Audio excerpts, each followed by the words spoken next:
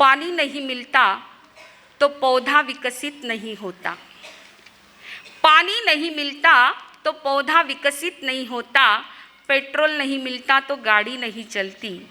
प्राणवायु नहीं मिलता तो जीवन नहीं टिकता।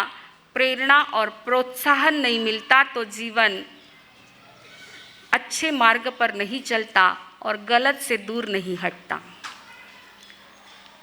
हर एक व्यक्ति के जीवन में विकास करने के लिए प्रेरणा और प्रोत्साहन की ज़रूरत होती है, वात्सल्य और प्रेम की ज़रूरत होती है। और संसार में ये देने वाले कौन होते हैं? बोलो, कौन होते हैं? माता पिता। माता पिता यह शब्द सुनते ही अपनी आंखों के सामने वात्सल्य और प्रेम बरसाने वाले माता पिता का चेहरा याद आता है या नहीं आता है? बोलो, आता है ना? जरूर आता है, जरूर आता है, क्योंकि माता पिता ऐसा वात्सल्य और प्रेम बरसाते हैं। याद रखना, इस जिंदगी में मित्र, पत्नी, ग्राहक, यहाँ तक सद्गुरु को पसंद करने के लिए बहुत सारे ऑप्शंस हैं, परंतु माता पिता को पसंद करने के लिए कुदरत ने कोई ऑप्शन नहीं छोड़ा है। वो हमें पसंद ही है, वो हमें पसंद ही है। इसलिए एक संकल्प कर लेना, जिन माता पिता ने जन्म के पश्चात 10 साल तक हमें संभाला है, उनकी मृत्यु से पहले 10 साल तक हम उनको संभाल ले, इतना संकल्प जरूर कर लेना। आइए पर्युषण के यह पर्व दिवस और उन महापुरुषों की जीवन गाथा को हम श्रवण कर रहे हैं। किस लिए? मात्र सुनकर के छोड़ देने के लिए नहीं, परंतु जो आज हमारी लाइफस्टाइल बदल चुकी है, हमारी जो विचारधाराएं बदल चुकी है, उस गाड़ी को पटरी पर लाने के लिए ये महापुरुषों की जीवन घटना को हम सुनते हैं। एक बार एक 1.5 साल का बच्चा अपने ही घर में खिड़की के पास खड़ा था। उसके घर के सामने पीपल का बहुत बड़ा पेड़ था, उस पर बहुत सारे कौवे और कबूतर आ रहे थे। इतने में उसके पापा दुकान से थक कर के घर पर लौटे हैं। जैसे ही पापा को देखा, उस 1.5 साल के बच्चे ने अपने पापा से पूछा, पापा पापा वो क्या है? पापा ने कहा, बेटा कौवा है। थोड़ी देर से फिर पूछा, पापा वो क्या है? बेटा वो भी कौवा है। तीसरी बार फिर पूछा, पापा ये क्या है? बेटा कौवा है। 1 बार नहीं, 2 बार नहीं, 3 बार नहीं, 10 बार नहीं, 50 बार प्रश्न पूछा है और 50 बार पिता ने उसी वात्सल्य प्रेम भाव के साथ उसको जवाब दिया, बिना चिड़चिड़ किए। शब्द ध्यान में लेना, बिना चिड़चिड़ किए 50 बार उसका जवाब पापा ने दिया, बेटा वो कौवा है, बेटा वो कौवा है। घटना हो गई। पापा ने ये घटना डायरी में नोट कर ली। तारीख, वार और समय के साथ में डायरी में ये घटना पापा ने नोट कर ली। 1.5 साल का बेटा 40 साल का हो गया है। 1.5 साल का बेटा 40 साल का हो गया है। पापा को सहज रूप से, पापा बूढ़े हो गए, घर में बैठे हुए हैं। एक दिन सहज रूप से पापा को वो घटना याद आ गई और पापा ने सोचा, चलो परीक्षा करके देख लूं, परीक्षा करके देख लूं। बेटा ऑफिस से थक कर के घर आया है, टेबल पर 4-5 मोबाइल पड़े हुए थे। पापा ने बेटे से पूछा, बेटा ये क्या है? बेटे ने कहा, मोबाइल है। थोड़ी देर से फिर पूछा, बेटा वो क्या है? कहा ना मोबाइल है। तीसरी बार पापा ने फिर उसके नजदीक जाकर के पूछा, अरे बेटा मैं भूल गया, तूने क्या कहा था, इसको क्या कहते हैं? अरे कह दिया ना, कितनी बार बोलते हो, मोबाइल कहते हैं उसको। पापा ने कहा, अरे कोई बात नहीं बेटा, बूढ़ा हूँ, थोड़ा सा भूल जाता हूँ, नए शब्द जल्दी याद नहीं होते हैं, इसलिए पूछा कि इसको क्या कहते हैं। अब तुम ज्यादा बकबक मत करो, बहुत हो गया। इतना तो दुकान ऑफिस से थक के आया हो और ऊपर तुम्हारी ये फालतू के प्रश्न पूछ के मेरा टाइम वेस्ट मत करो। गुस्सा हो गया बेटा। 40 साल का बेटा अपने वृद्ध पिता पर गुस्सा हो गया है और पापा अंदर गए, रूम में से वो डायरी लाई और उसको बताई है, बेटा इसको पढ़ ले एक बार, इसको एक बार पढ़ ले। जब तू 1.5 साल का था, ऐसे ही मैं दुकान से थक कर के घर आया था और तूने एक बार नहीं 50 बार पूछा था, इसको क्या कहते, इसको क्या कहते। एक ही विषय का 50 प्रश्न तूने पूछे थे और मैंने उसी वात्सल्य और प्रेम के साथ बिना चिड़चिड़ किए तुझे जवाब दिए थे। आज मात्र 3 बार में चिड़चिड़ होने लग गई। मात्र 3 ही बार पूछा है मैंने तुझे और तुझे गुस्सा आ गया। इसलिए याद रखना, शब्द, किताब के शब्द पढ़ लेने से जीवन का विकास नहीं होता है, परंतु माता पिता के प्रेम और वात्सल्य के शब्दों को जो पढ़ लेता है उसके जीवन का विकास हुए बिना नहीं रहता है। और वही व्यक्ति शिवाजी बन जाता है, वही व्यक्ति श्रवण कुमार बन जाता है, वही व्यक्ति विवेकानंद बन जाता है। माता पिता के अनंत अनंत उपकार हमारे जीवन पर रहे हुए हैं, इसलिए उनके वात्सल्य और प्रेम को कभी मत भुलाना। जो बरसाया है वो दुनिया में और कोई बरसा नहीं सकता है। इसलिए कहते हैं, विसरू नको रे आई बापाला, झिजविली त्यांनी काया, काया झिजवून तुझ्या शिरावर धरली सुखाची छाया रे वेड्या, मिळणार नाही पुन्हा आई बापाची माया, मिळणार नाही पुन्हा आई बापाची माया। तुझ मिळेल बंगला गाडी, शेतीवाडी मोटार गाडी, तुझ मिळेल बंगला गाडी, शेतीवाडी मोटार गाडी, आई बाप मिळणार नाही ही जाण राहू दे थोडी, म्हातारपणी त्या आई बापाला लावशी झिजवा काया, काया झिजवून तुझ्या शिरावर धरली सुखाची छाया रे वेड्या, मिळणार नाही पुन्हा आई बापाची माया। बोला, मिळणार नाही।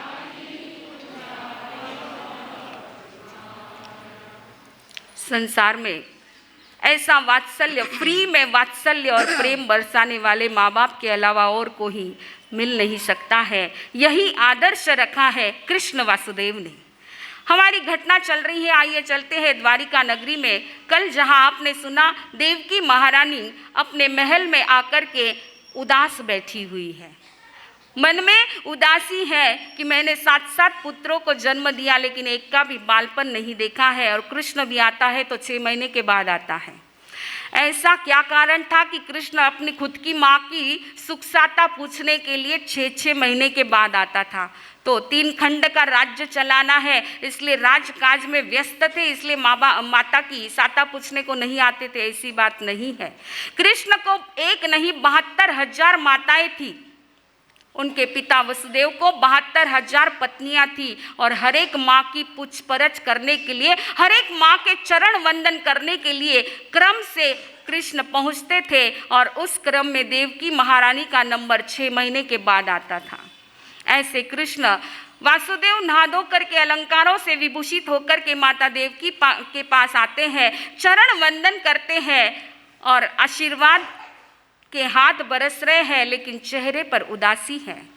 तब कृष्ण वासुदेव ने माँ से पूछ लिया, माता, हमेशा जब आता हूँ तब आपका, मुझे देख कर के आपका चेहरा खिल जाता है, दोनों हाथ से मुझे भर भर के आशीर्वाद देती हो, कितना प्रसन्न वातावरण होता है। आज क्या बात है माँ, आपका चेहरा उदास क्यों है? क्या तकलीफ क्या है माँ? शरीर में कोई तकलीफ है या किसी ने कुछ कहा, किसी ने आपका अपमान किया है माँ? आपका ये उदास चेहरा मैं देख नहीं सकता हूँ माँ, बताइए क्या बात है? कभी पूछा क्या आपने? कभी पूछते हो अपने माँ बाप को कि आज आपका चेहरा उदास क्यों दिखता है? पूछिए, पूछिए। ये कृष्ण के जीवन की घटना से इतना तो आज आदर्श लेकर के जाना है कि अपने माता पिता को पूछना है कि आपको स्वस्थता तो है ना, आपकी जीवन यात्रा बराबर तो चल रही, इतना तो पूछ लीजिए। भाग्यशाली वो परिवार होते हैं जहाँ पर बड़ों को सम्मान मिलता है, माँ बाप को पूछा जाता है। हमारे ठाणांग सूत्र के अंदर वर्णन आता है कि जीवन में 3 व्यक्तियों के ऋण से कभी व्यक्ति उऋण नहीं हो सकता है, माता पिता और गुरु। भाग्यशाली वो परिवार है जहाँ पर इस प्रकार का वातावरण होता है। परंतु आज तो कलयुग का प्रभाव है, कई बुजुर्ग लोग आकर के हमारे पास भी कहते हैं महाराज साहब क्या करें, घर में तो हम हैं और नहीं है एक जैसा, किसी को कोई पूछने को समय नहीं, कोई पूछता भी नहीं, और किसी को हमारे पास बैठने के लिए समय तक नहीं है। क्या स्थिति है ये, सब अपने अपने काम में मशगूल है, हमारे पास देखने के लिए किसी को समय नहीं है। परंतु फिर भी यह धरती बहुरत्ना वसुंधरा है, ऐसे भी कई नर रत्न नारी रत्न इस धरती पर है जो अपने घर में अपने बड़ों की प्रसन्नता का ध्यान रखते हैं, अपने घर में माता पिता की प्रसन्नता का ध्यान रखते हैं। जोधपुर की एक सत्य बनी हुई घटना, पति पत्नी दोनों जॉब करते हैं, जमाना वही है, दोनों को जॉब करना ही पड़ता है। पति पत्नी दोनों जॉब करते, सुबह जाते हैं, शाम को घर लौटते हैं, माँ घर में अकेली रहती है। एक दिन माँ ने बेटे से कहा, बेटा तुम दोनों चले जाते हो, शाम को वापस लौटते हो, घर में मैं अकेली रहती हूँ, बच्चे भी सभी पढ़ने के लिए जा चुके हैं, मुझे घर में मन नहीं लगता है, मेरा समय नहीं कटता है, मैं क्या करूँ, ये घर पूरा मुझे काटने को दौड़ता है। माँ और बेटे का ये संवाद अंदर चल रहा था, बाहर बहू ने वो संवाद सुन लिया। पति बाहर आया है और पत्नी से कहता है, माँ का समय नहीं कटता है, मैंने तो निर्णय कर लिया है, क्योंकि जॉब तो करना ही पड़ेगा, इसको छोड़ नहीं सकते हैं। मैंने निर्णय कर लिया है माँ को वृद्धाश्रम में रख दे, ताकि वहाँ के लोगों के साथ माँ का समय आनंद से बीत जाएगा। पत्नी ने कहा, ध्यान से सुनना, बहुत हार्ड टच घटना है। उस पत्नी ने कहा, मैंने भी ये संवाद सुन लिया है और आपसे पहले मैंने निर्णय कर लिया है, आपसे पहले मैंने निर्णय कर लिया। क्या निर्णय किया? बस यही सुनना चाहिए था। उसने ये नहीं कहा कि हाँ आपकी बात सही है, वृद्धाश्रम में छोड़ दो। उसने कहा, मैं अपने जॉब से रिजाइन करूंगी और मैं घर पर रहूंगी और माँ का ध्यान रखूंगी, माँ की सेवा करूंगी। ऐसी बहुएं भी, ऐसे नारी रत्न भी आज भी इस धरती पर है, इसलिए धरती टिकी हुई है। तो माँ बाप की सेवा, माँ बाप की प्रसन्नता, उनका चेहरा हमेशा खिलता देखना, यह पसंद जिसे होता है वही बेटा श्रवण कुमार बन जाता है। कृष्ण वासुदेव ने माँ से पूछा कि माँ आपको कौन सा दुख है, और कौन सा दुख था देवकी महारानी को? अरे जिसको 8 बेटे, जिसमें से 7 बेटे तो मोक्षगामी, एक बेटा तीर्थंकर बनने वाला है, 16,000 तो बहुएं हैं माँ को। कितनी बहुएं हैं?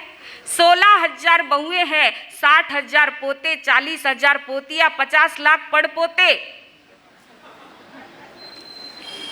इतना भरा पूरा परिवार, आनंद से रहने वाला परिवार। और माँ को दुख किस बात का कि मैंने 7 बेटों को जन्म दिया, एक का भी बालपन नहीं देखा। इम झूरे रे देवकी रानी, इम झूरे रे देवकी रानी, आ तो पुत्र बिना बिलखानी रे, आ तो पुत्र बिना बिलखानी रे, इम झूरे देवकी। मैं तो सातो ही नंदन जाया, पण कन गोद खिलाया रे, इम झूरे देवकी रानी। बहुत सुंदर यह भजन है, लेकिन हमारा समय आगे जा रहा है।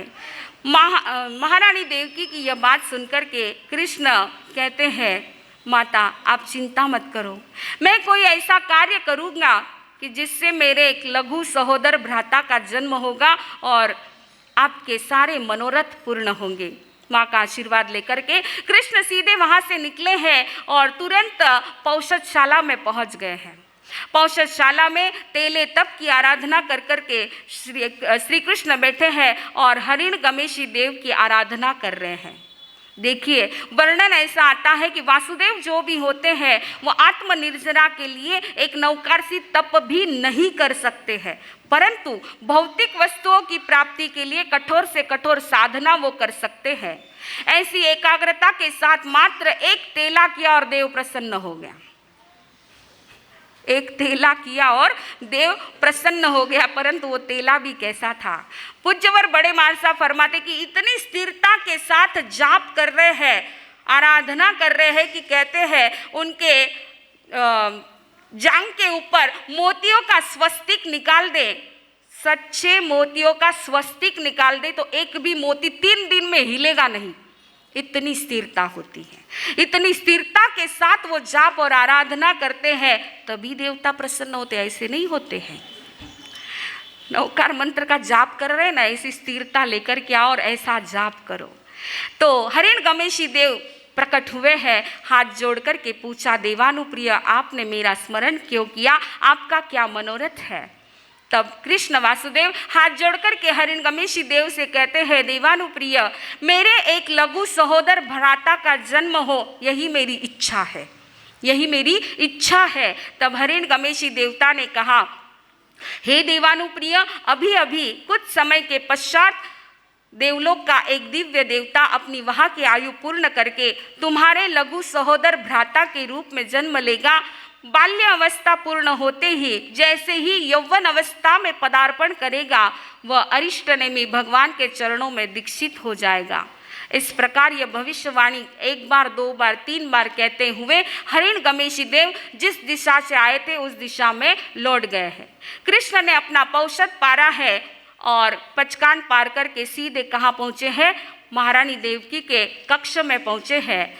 माता देवकी से जाकर के कहते हैं, माता शीघ्र ही आपका मनोरथ पूर्ण होगा, मेरे एक लघु सहोदर भ्राता का जन्म होगा और आपकी सारी इच्छा निश्चित रूप से पूर्ण होने वाली है। इस प्रकार माँ को विश्वास दिलाया है, धैर्य बंधाया और वहाँ से आज्ञा लेकर के कृष्ण अपने राजभवन की ओर लौट चुके हैं। समय आने पर कालांतर में महारानी देवकी ने एक स्वप्न देखा है। अर्धरात्रि में एक दिव्य सिंह को देखा है जो उनके उदर में समा चुका है। यह स्वप्न देख करके महारानी देवकी जागृत होती है। धर्म ध्यान में अपनी शेष रात्रि बिता करके स्वप्न का फल पूछती है और यथा समय पर 9 महीने 7.5 रात्रि व्यतीत होने के पश्चात सूर्य के समान प्रभा वाले अत्यंत सुंदर सुकोमल ऐसे बालक को महारानी देवकी जन्म देती है।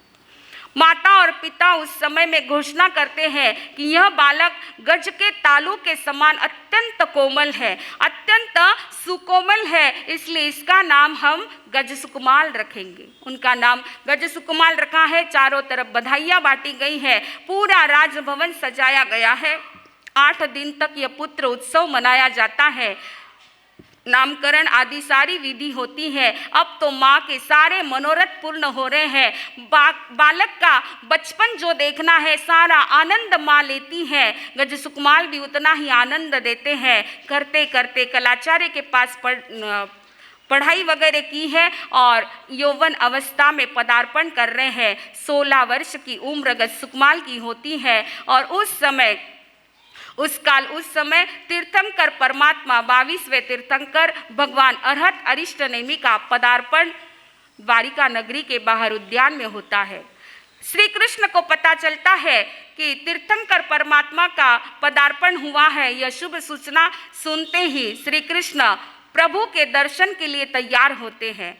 नहा धो करके अलंकारों से विभूषित हो रहे हैं। उसी समय गज सुकुमाल कुमार भाई के पास आते हैं और कृष्ण से पूछते हैं, भ्राता आप ये सब तैयार होकर के कहाँ जा रहे हो। तब कृष्ण ने कहा, बंधु अनुज मैं भगवान अरिष्टनेमी के दर्शन वंदन करने के लिए जा रहा हूँ। अच्छा भैया आप जा रहे तो मैं भी आपके साथ चलूँ। क्या बोला?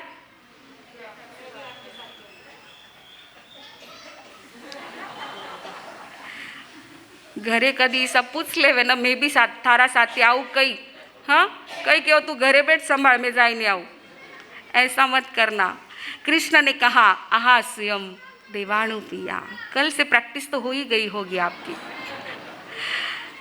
दोनों भाई तैयार होकर के, दोनों की जोड़ी हाथी के हौदे पर बैठी हुई है, अंबारी में बैठे हुए हैं और उनकी यात्रा दर्शन यात्रा जा रही है। देखिए वर्णन आता है आगमों के अंदर, ये इसलिए बता रही हूँ, इस बात की ओर ध्यान दोहराना चाहती हूँ कि अकेले नहीं जाते थे, भगवान के दर्शन के लिए पहुँच रहे हैं, सारी सेना लेकर अंतपुर के साथ में, पूरे परिवार के साथ में भगवान के दर्शन वंदन करने के लिए जाते थे। इसके पीछे उद्देश्य क्या होता था कि हम अकेले नहीं जाए, साथ में इतने लोगों को साथ में लेकर के जाए, हो सकता है किसी को दर्शन करते करते सम्यक्त्व की प्राप्ति हो जाए, किसी को दर्शन करते करते वैराग्य की प्राप्ति हो जाए, कोई अपना आत्म कल्याण साध ले, इसलिए निमित्त हम बन जाते हैं। तो ऐसे लोगों को सहयोग दीजिए और साथ में लाइए।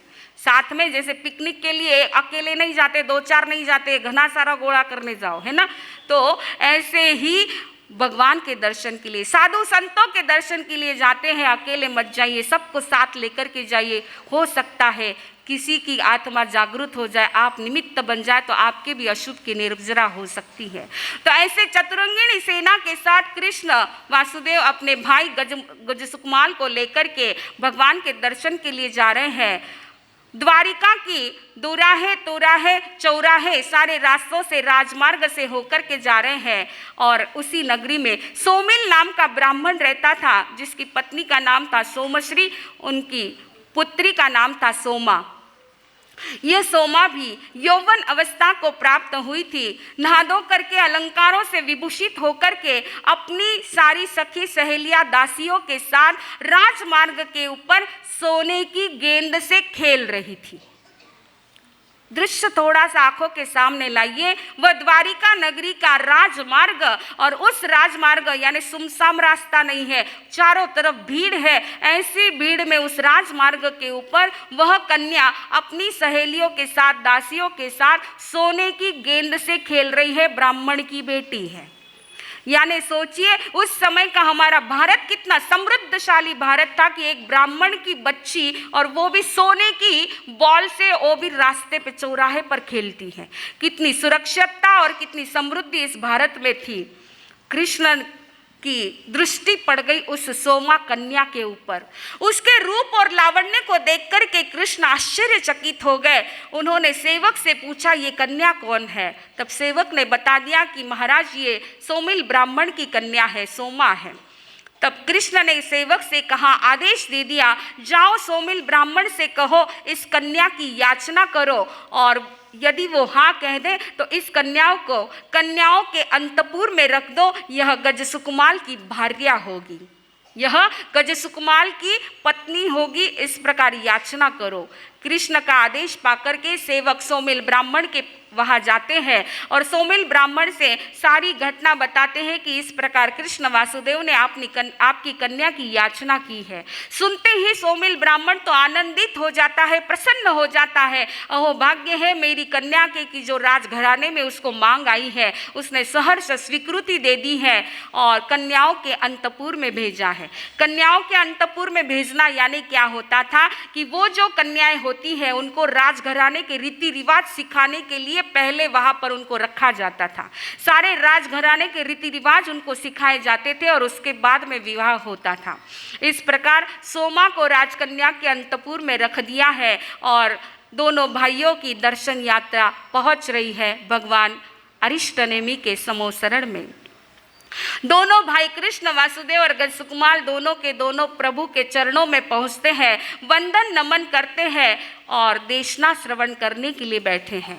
प्रभु ने समस्त सभा को प्रतिबोध देते हुए धर्म देशना फरमाई है, धर्म का स्वरूप समझाया है, कर्म का स्वरूप समझाया है, जीवन की नश्वरता को समझाया और जीवन के लक्ष्य का बोध दिया है।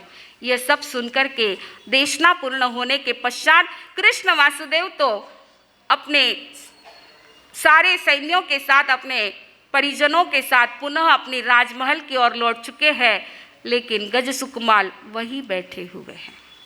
गजसुकमाल वहीं बैठे, ऐसी ही सभा पूरी भरी हुई है, सारी सभा लौट चुकी है, मात्र गजसुकमाल आंखें बंद करके वहीं बैठे हैं।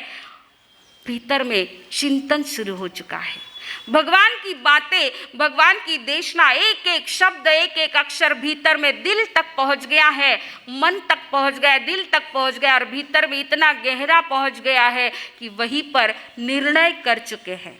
गजसुकमाल निर्णय कर चुके हैं, एक देशना सुनी और वैराग्य की ज्योति जागृत हो गई है। वैराग्य की ज्योति जागृत हो गई है और गज सुकुमार वहाँ से उठ कर के प्रभु चरणों में आते हैं, वंदन नमन करते हुए निवेदन करते हैं, अहो भगवान, आपने जो धर्म का स्वरूप समझाया है, कर्म का स्वरूप समझाया है, जीवन की नश्वरता को समझाया है, ये सारा ऐसा ही है। तमेव सच्चम निसंखम, प्रभु आपने जो फरमाया वो बिल्कुल सत्य है, यथार्थ है, मुझे रुचता है। बस मैं भी अपनी आत्मा का कल्याण करना चाहता हूँ, इस संसार के बार बार के जन्म मरण के चक्कर से मुक्त होना चाहता हूँ। इसलिए प्रभु मैं घर जाकर अपने माता पिता की आज्ञा ग्रहण करके आता हूँ, आप मुझे संयम का दिव्य दान देने की कृपा कीजिए। प्रभु ने क्या बोला, बोलो। हाँ, इधर से आवाज नहीं आ रही, अभी तक प्रैक्टिस नहीं। क्या बोला, आहा स्वयं देवानुप्रिया माँ परिबंध करे है। हे देवानुप्रिय, जैसा तुम्हें सुख हो वैसा तुम करो, लेकिन शुभ कार्य में विलंब मत करो। तो गज कुमार जो है प्रभु की ओर से यह आज्ञा को प्राप्त करके वहाँ से निकले हैं, अपने राजमहल में पहुँचते हैं और माता पिता के सामने आकर के बात रखते हैं कि हे माता पिता, मैंने आज प्रभु के दर्शन किए हैं, प्रभु की देशना सुनी है। माता पिता खुश हो गए, महारानी देवकी खुश हो गई कि पुत्र आज तेरा जीवन धन्य हो गया, तूने भगवान के दर्शन कर लिए हैं, भगवान की देशना सुन ली है, तुम धन्य हो गए, धन्य हो गए, अहो भाग्य है तुम्हारे। माता मात्र धन्य नहीं हुआ, परंतु मैं आगे का निर्णय भी कर चुका हूँ। माता मैं दीक्षा लेना चाहता हूँ। और जैसे ही दीक्षा की बात सुनी, महारानी देवकी वहीं पर मूर्छित हो जाती हैं। उनको होश में लाया जाता है और फिर समझाती, पुत्र तुम ये क्या कर रहे हो, तुमने देशना सुनी वहाँ तक ठीक है, परंतु दीक्षा की बात मत करना। गज सुकुमार वहाँ पर समझाते हैं माता को कि माता ये संसार ऐसा ही है, चारों तरफ कषायों की आग लगी हुई है, इस आग में से मैं बचना चाहता हूँ, अपनी आत्मा का कल्याण करना चाहता हूँ और मैं दीक्षा लेना चाहता हूँ, आप मुझे आज्ञा दीजिए। अब समय आने पर हम देखेंगे माँ आज्ञा किस प्रकार देती है, कैसे भावों से आज्ञा देती है, किस प्रकार आज्ञा देती है और आगे की घटना क्या होती है, अवसर आने पर हम देखेंगे। बोलिए भगवान महावीर स्वामी।